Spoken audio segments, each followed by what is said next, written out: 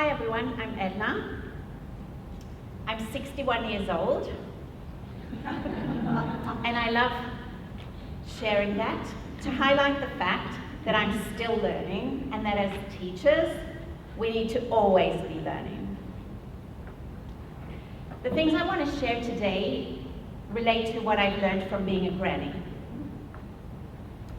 Meet my favorite curious little inquirer, Shy. Only because his little brother Matan is a less successful explorer, as you can see. They both have Hebrew names meaning gift, and they are precious little gifts for a teacher granny who loves to observe learning, to learn about learning.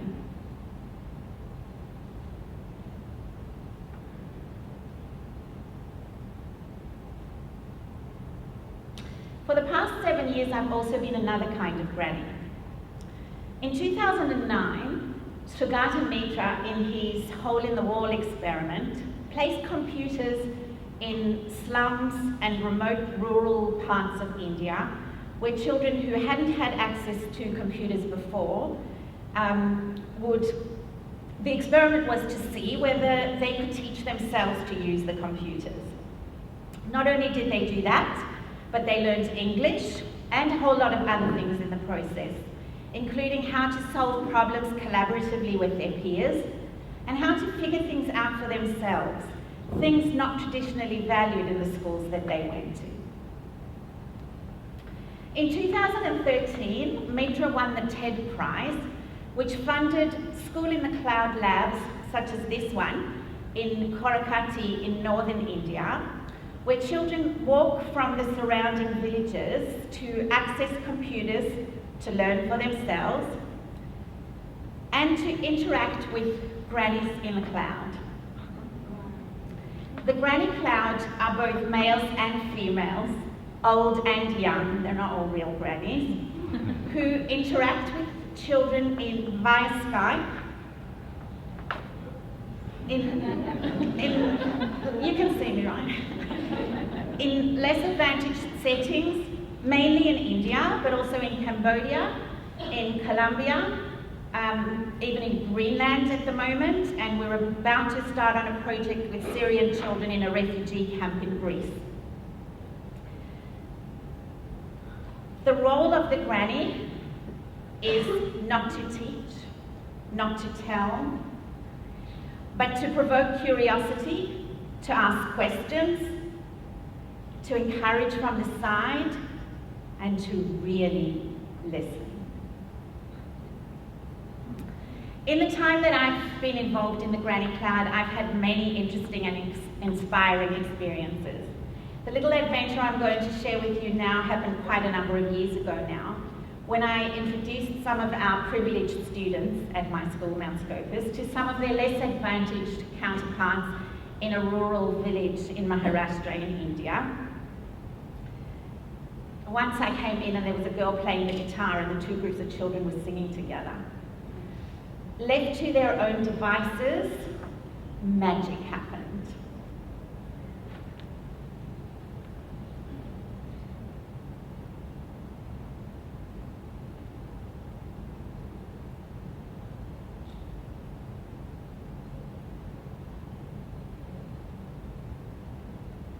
So pretty powerful learning, as you can see.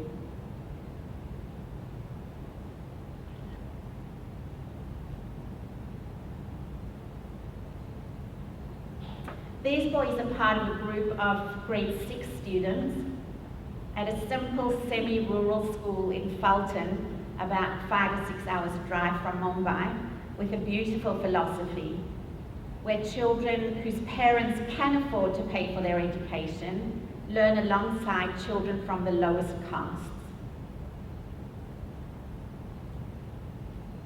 This is their little SOUL lab. SOUL stands for Self-Organized Learning Environment, which was also funded by the TED Prize. And I had the incredible experience in June, having interacted with this particular group for the past year via Skype once a week, of meeting my kids in person, which was pretty special, as you can imagine.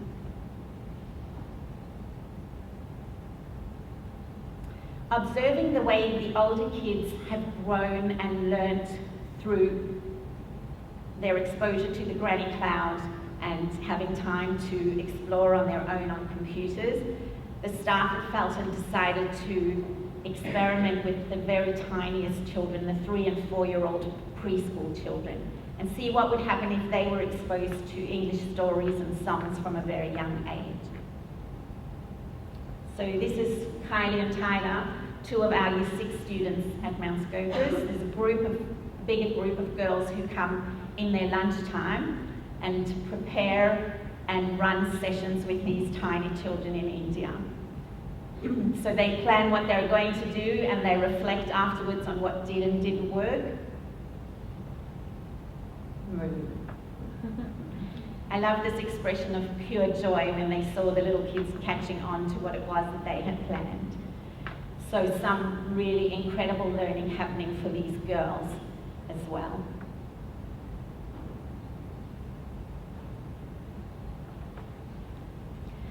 So what's my overall message? We need to believe that all children are capable, creative, curious, and competent. And given the right opportunities and encouragement, can drive their own learning. Like these 4th grade students we saw on Wednesday in Adrian's unstructured inquiry, where there were kids building a computer, taking a motor apart, figuring out how to use a sewing machine, while the teachers stood to the side. So we need to rethink the traditional things we do at school, like testing and curricula, timetables and classrooms, because those traditional things about school have very little to do with the notion of learning.